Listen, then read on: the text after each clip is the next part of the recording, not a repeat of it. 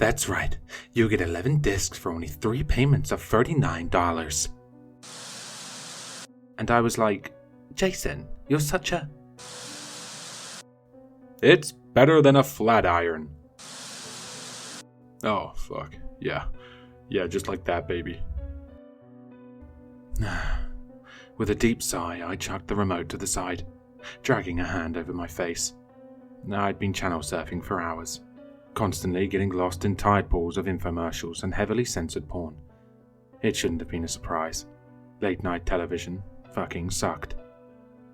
My eyes stung from the flickering, fluorescent light of the TV and my bone-deep fatigue. Insomnia was a huge bitch, leaving you with only enough brain power to process moving images. I remembered when I was little. My mother would warn me not to spend too much time in front of the TV, lest I wanted my eyes to turn square. I used to laugh back then, but now I'm not so sure she was just messing with me. I felt bloated and not at all hungry, but I still peeled my body off the couch to get some snacks. I wanted to eat, simply because I was bored out of my mind. Unfortunately for me, there wasn't much in my cabinets. I desperately needed to go grocery shopping, but I kept putting it off due to laziness. At least I was losing some weight from eating less, something that people like to comment on. Exercise wasn't an option for me, given that I was always exhausted. I worked from home and spent a lot of time staring at my apartment walls. My life was kinda miserable, but I didn't have the energy to think much about it. I had enough reminders from my family. I found a box of stale crackers and brought them back into the living room, sinking down on the couch once again. My tailbone hurt from hours of inactivity. My whole body did, actually, which made me feel 15 years older than I actually was. Stuffing a couple of crackers into my mouth, I dejectedly grabbed the remote and clicked the channel button again and again and again. Life had lost all meaning. Then, finally, there seemed to be something different. I stopped at what seemed to be the beginning of a cooking show. The intro was playing, showcasing various dishes that I'd never seen before, along with a catchy tune.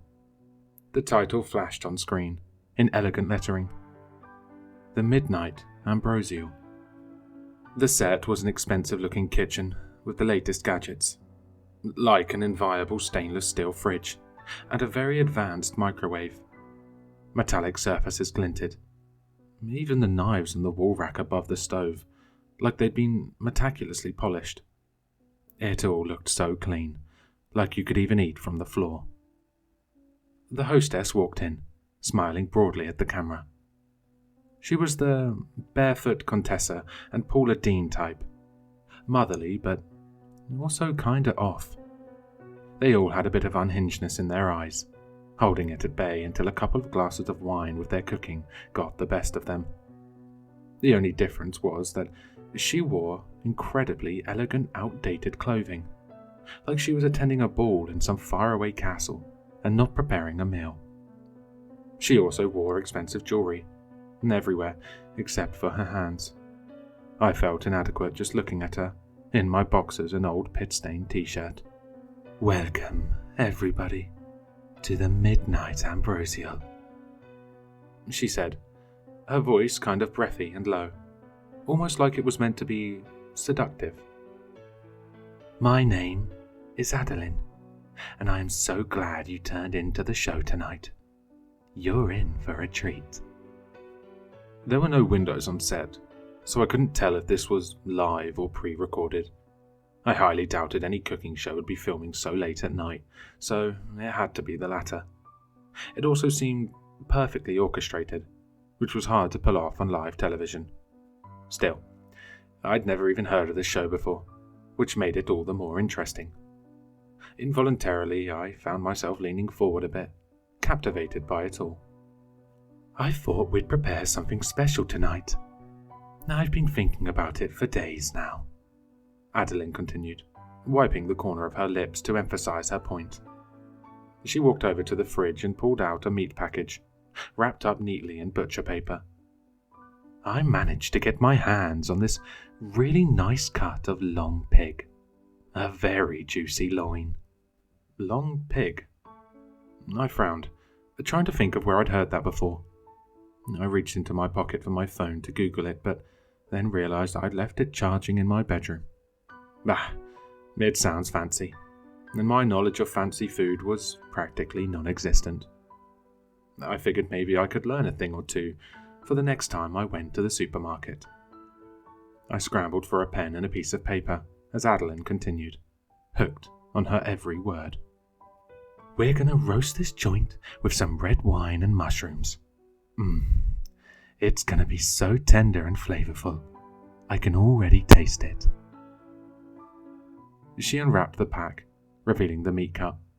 For a moment she stared at it, almost as if transfixed, her eyes glazed over and her mouth slightly open. Even the camera zoomed in, showing the cut in greater detail. The meat seemed a little darker than other cuts of pork I'd seen, with a slight purplish hue. The image was so clear it felt like I could reach out and touch it, squishy and cold, faintly perfuming the air of metal and slightly earthy rawness. I reached for another handful of crackers. Adeline finally stopped staring and went to get a bottle of wine from a nearby side table. The camera went back to its original place, showing the kitchen once more, and Adeline uncorking the wine. She poured herself a glass and took a long sip. Here we go, I thought. And before I forget, we actually have a very special guest on the show tonight. He's a dear friend of mine, a man of great taste who also loves to cook, Adeline said, the smile broadening. It was almost too large to fit her face. Welcome, dear Absalon. The camera suddenly went to another side of the set that wasn't visible before. A table had been set for two, decorated extravagantly enough to be fit for royalty. Vases overflowing with exotic flowers, candles dripping wax on silver candelabra, and even ruby-red pomegranates. And a man, sitting on one of the chairs, a delighted smile on his face as he nodded at the camera. Absalon was strikingly handsome, so perfectly symmetrical and aesthetically pleasing that it was unnerving. I couldn't look at his face directly. His clothes were also quite extravagant, matching Adeline's style perfectly. He said nothing to her warm greeting, simply staring at the camera. Through it, I'd even say, for a couple more uncomfortable seconds. As soon as the camera returned to Adeline, I found that I could breathe much easier. As she started with her cooking instructions, I hurried to take notes, entranced both by her husky voice and the inherent deliciousness of the dish she was making. She described the smells and textures of the ingredients in great detail, the camera zooming in at each of them and gushed over the greatness of the recipe. At one point, she even seemed to have to restrain herself from eating it. It was only halfway done, but her jittery anticipation was contagious. She even burned her hand on the pan as she seared the meat, fingers shaking as she slightly gripped the handle. If she was in any pain, she didn't show it. Her breathing was shallow though, and her eyes wide. I was on the edge of my seat. My writing became nearly illegible from trying to keep up, and suddenly, the ink smeared as a drop of liquid fell on the piece of paper. When I felt another string rolling off my bottom lip, I realized I was drooling, intensely. My stomach no longer felt bloated, but instead achingly empty, a void waiting to be filled. I felt like I had little control over my body, hypnotized by this strange show and its even stranger hostess. All I knew was this sudden craving, this gnawing hunger. It was almost revitalizing, making me forget my insomnia and instead urging me to feed. Was the supermarket even open at hours like this? I felt a great urge to grab my car keys and find out. On the screen, Adeline pulled the steaming baking pan out of the oven and uncovered it. The sight of it, juicy, golden brown meat, swimming in the dark, slightly crimson sauce, nearly sent me into a frenzy. All I could do was shove more crackers into my gaping, wet maw. At least I was salivating so much that I couldn't choke on them. Adeline moaned as she cut into it, which made me jolt. My, this looks so delectable. I can barely keep myself from sinking my teeth into it.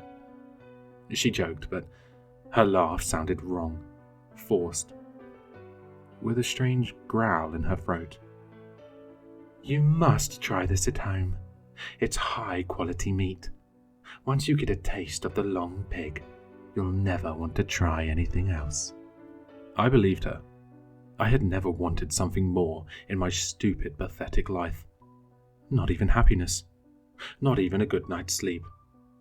How could I ever have deprived myself of the pleasure of eating? It was torture. Adeline served 2 portions and brought the plates over to the table, where Absalom looked positively ravenous, even while he still smiled that same smile. And if you don't know where to find some long pig, well, you could always ask a friend, she said cheerily, pouring 2 glasses of wine. We hope you tune in again soon. We still have plenty more recipes to try. She sat down across from him, and they clinked glasses together. Then the camera once more focused solely on Absalom. So close, I could see that he was practically poreless and blemishless, entirely too perfect. He raised his glass as a toast to the audience, his expression unchanging. And so, the great serpent devours itself once more, he said, his voice deep and hoarse and unhealthy, rattling my very bones. There was a wet slurping noise, and when the camera was pointed at Adeline once more, I saw that she was tearing into her meal like a wild beast. The dark sauce trickled down her chin and her fingers. Absalom, on the other hand, remained civilized, cutting his meat carefully before bringing a small piece to his mouth. And me, I remained transfixed as the camera pulled out and out and out, revealing more of the set. The sounds of eating continued, impossibly loud into my ears. It was then that I noticed that Absalom was sitting on a wheelchair, and while I could see Adeline's feet under the tablecloth, I could not see his. My stomach rumbled ferociously.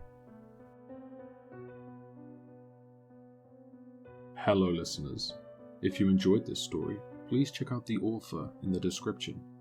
For more content, leave a like, comment, and subscribe for more sinister readings.